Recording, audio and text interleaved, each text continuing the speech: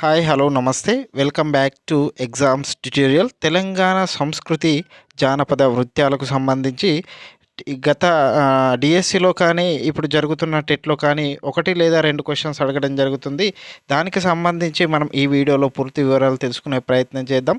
ఎవరైనా ఛానల్ని first time చూస్తున్నట్లయితే ఛానల్ని సబ్స్క్రైబ్ చేసుకొని చూడండి. అలాగే వీడియో చూస్తున్న ప్రతి ఒక్కరూ వీడియోని లైక్ చేసి మీ మిత్రులకు మీ కుటుంబ సభ్యులకు వీడియోని షేర్ చేయండి. తెలంగాణ సంస్కృతి జానపద నృత్యాలకు సంబంధించి చూసుకున్నట్లయితే మొదటిది కీలుగుర్రం నృత్యం. జానపద కథల్లో కీలుగుర్రం అనేది ప్రముఖ పాత్ర పోషిస్తుంది. కీలుగుర్రాన్ని మెంతులను కాగితంలో కలిపి ముద్దగా తయారు చేసి వెదురు బద్దలకు దీన్ని అప్లై చేసి కీలుగుర్రాన్ని తయారు చేయడం జరుగుతుంది. స్త్రీ పురుషులు ఇందులో పాల్గొంటారు. ఈ కీలుగుర్రం నృత్యంలో స్త్రీ పురుషులు ఇద్దరూ పాల్గొనడం జరుగుతుంది. రాజు రాణి పాత్రలు వేసి తప్పెటలకు అనుగుణంగా ఈ గుర్రాలను మధ్య భాగంలో తిప్పుతూ నృత్యం చేస్తారు. దీన్నే కీలుగుర్రం నృత్యం అని పిలవడం జరుగుతుంది. ఇది జానపద నృత్యం. నెక్స్ట్ ఒగ్గు కథ గురించి చూసుకున్నట్లయితే ఒగ్గు అనగా శివుని చేతిలో ఉన్న ఢమరుకాన్నే ఒగ్గు అని పిలవడం జరుగుతుంది. ఒగ్గు అనే చర్మ వాయిద్యంతో కథలు చెప్పుటను ఒగ్గు కథ అంటారు. ఒగ్గు అనే చర్మ వాయిద్యం అంటే చర్మంతో చేసిన వాయిద్యంతో కథలు చెప్పడాన్ని ఒగ్గు అంటారు. ఇది శివుని చేతిలో ఉండే ఢమరుకాన్ని ఒగ్గు అని పిలవడం జరుగుతుంది. ఇది కురుమలకు గొల్ల కులానికి చెందిన ప్రక్రియ. దీన్ని ఎక్కువగా కురుమలు గొల్లాలకు సంబంధించిన ఈ ఒగ్గు కళారూపం. గొల్లసుద్దలు తెలంగాణలో అత్యంత ప్రాచుర్యంలో ఉన్న ఒగ్గు కథలు. గొల్లసుద్దలు అనేటివి తెలంగాణలో అత్యంత ప్రాచుర్యంలో ఉన్నటువంటి ఒగ్గు కథలు. ఈ కథ చెప్పుటలో పేరు పొందిన వారు మిద్దెరాములు. ఈ క్వశ్చన్స్ నెంబర్ ఆఫ్ టైమ్స్ అడగడం జరిగింది.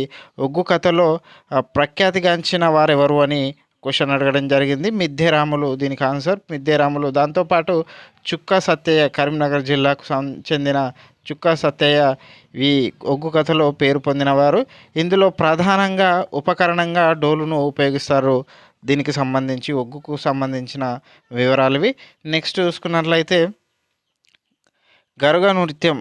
గరగ నృత్యం అనగా గరగ అనగా మట్టి కుండ. అక్కడ ఒగ్గు అనగా శివుని చేతిలో డమరుకం ఎలాగో ఇక్కడ గరగ అనగా మట్టి కుండ అనే అర్థం వస్తుంది. మట్టి కుండలు నెత్తి మీద పెట్టుకుని చేసే నృత్యాన్ని గరగ నృత్యం అని పిలుస్తారు. ఇది ప్రధానంగా బోనాల పండుగలో ఎక్కువగా కనిపిస్తుంది. నెక్స్ట్ చూసుకున్నట్లయితే గుసాడి నృత్యం. ఈ గుసాడి నృత్యాన్ని ఆదిలాబాద్ జిల్లాలోని రాజ్గొండ్లు దీపావళి సందర్భంగా ఈ నృత్యాన్ని ప్రదర్శించడం జరుగుతుంది. ఇది చాలా టైమ్స్ క్వశ్చన్ అడగడం జరిగింది. గుసాడి నృత్యం అనేది ఏ పండగ సందర్భంగా రాజ్గొండ్లు ప్రదర్శిస్తారు అని, లేదా గుసాడి నృత్యాన్ని ఏ పండగ సందర్భంగా ప్రదర్శిస్తారు అని క్వశ్చన్ అడగడం జరిగింది. ఇది దీపావళి సందర్భంగా ఈ నృత్యాన్ని ప్రదర్శించడం జరుగుతుంది. బృందంలోని ప్రతి ఒక్కరూ నెమలికలు, తలపాగా, చర్మంతో ధరించిన దుస్తులు, చర్మంతో తయారు చేసిన దుస్తులను ధరించడం జరుగుతుంది ఈ గుసాడి నృత్యంలో. ఇది ఆదిలాబాద్ జిల్లాలోని రాజ్గొండ్లు దీపావళి సందర్భంగా ఈ నృత్యాన్ని ప్రదర్శించడం జరుగుతుంది. నెక్స్ట్ చూసుకున్నట్లయితే పేరిణి నృత్యం. ఇది కాకతీయుల కాలంలో గొప్పగా ఆదరణ పొందిన నృత్యం పేరిణి నృత్యం. కాకతీయ రాజులు సైనికుల్లో ఆవేశం, ప్రేరణ కల్పించడానికి ఈ నృత్యాన్ని ప్రదర్శించేవారు. రాజు ఈ నృత్యంలో శివుణ్ణి ఆరాధిస్తూ శివుణ్ణి రుద్రుని రూపంలో ఆవేశంతో ఈ నృత్యాన్ని ప్రదర్శించేవారు.